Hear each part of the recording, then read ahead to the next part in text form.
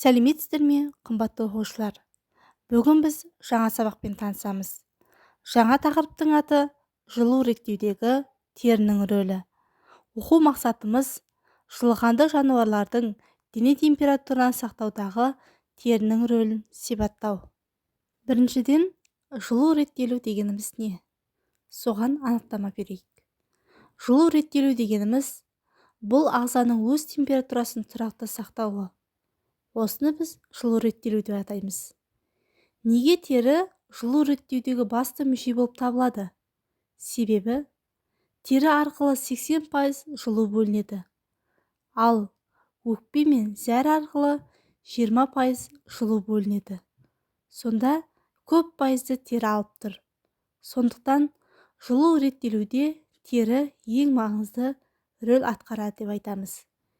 Негізінен адамдарда тұрақты температура, өзін жақсы сезінетін температура, ол плюс 18 градус Цельсий мен 22 градус Цельсийдің аралығында. Осы температурада адам өзін өте жақсы сезінеді. Ал енді адамның дене температурасы тұрақты. Біз гомоид терміндегі жатамыз.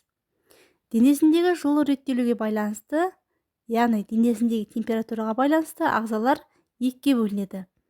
Бірінші салқынқандылар, яғни поикилотермді. Екіншісі жылықандылар, яғни гомоид-термді. Біз адамдар гомоид-термдіге жатамыз.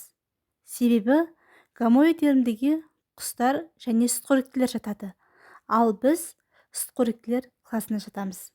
Сондықтан бізде дене температурасы тұрақты болып келеді. Біздің дене температурамыз 36,6 градус Цельсий және 36,9 градус Цельсий. Міне, біздің тұрақты температурамыз осындай.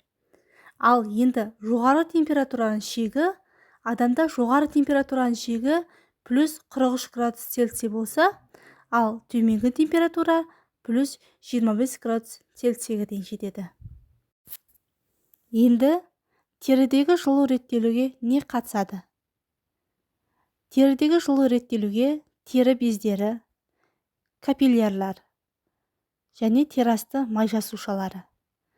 Біз білеміз, капиллярлар, яғни қан тамырлары үшке бөлінеді: артериялар, веналар және капиллярлар.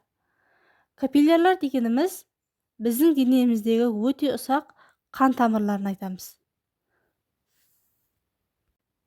Сонда осылар бізде терідегі жылу реттелуге қатысады. Біз мынадай жағдайды ойлап көрейік. Біз қатты ыстыққа шықтық. Бізде қандай процесс болуы мүмкін? Дұрыс, біз яғни терлейміз. Біз неге терлейміз?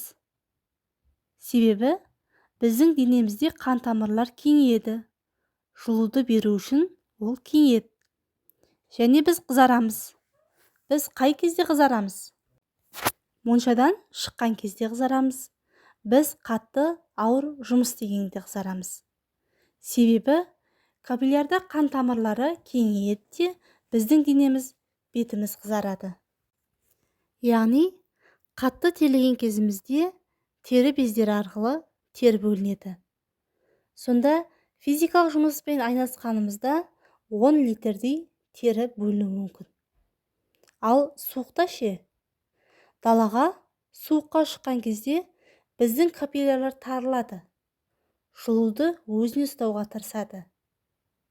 Яғни біздің теріміз, бетіміз бозарамыз. Біздің денемізде құс терісі сияқты бұдыр-бұдыр пайда болады. Ол қалай пайда болады? Бізде терідегі ұсақ бұлшықеттердің жиырылуы нәтижесінде денемізде құс терісі сияқты тері пайда болады. Терінің салқын ауамен жанасу мөлшері азаяды. Жанасу ауданы азаяды. Сондықтан біз жылуды өзімізде сақтаймыз. Міне балалар, бізде осындай механизмдер жүріп жатады.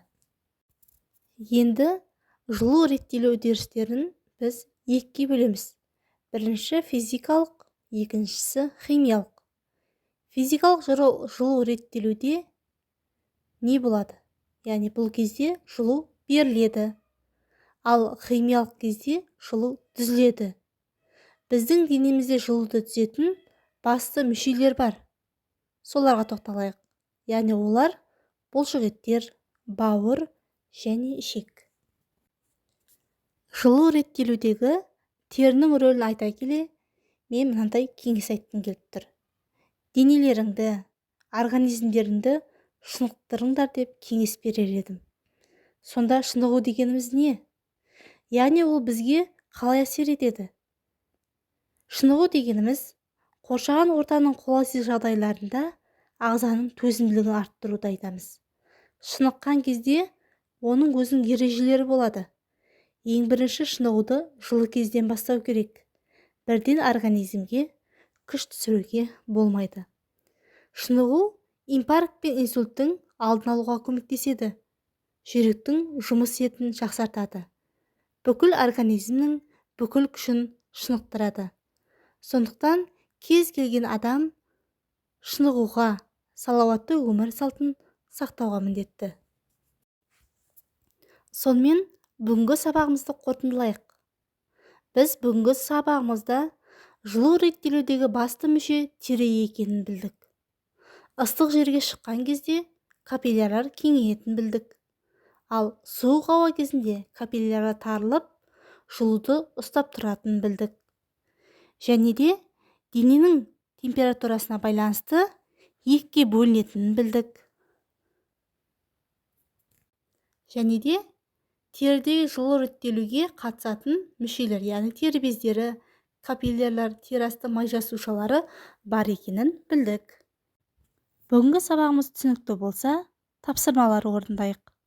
Бірінші тапсырма: галерея әдісі арқылы жылықанды жануарлардың дене температураны сақтаудағы терінің рөлін сипаттайсыздар. Екінші тапсырма: галереяны шарлау әдісі арқылы жылықанды және суыққанды жануарлардың суреттері беріліп тұр. Тақырып бойынша жылықанды жануарлар тауып көрсетіп, анықтама бересіздер. Үшінші тапсырмада жылықанды жануарлар дене температурасының жылу реттелуінің жүзеге асыру жолын схема арқылы көрсетіп, физикалық және химиялық жылу түзілуіне анықтама бересіздер. Бүгінгі жылу реттелудегі терінің рөлі сабағымыз сіздерге түсінікті болды деп ойлаймын. Келесі кездескенше сау болыңыздар.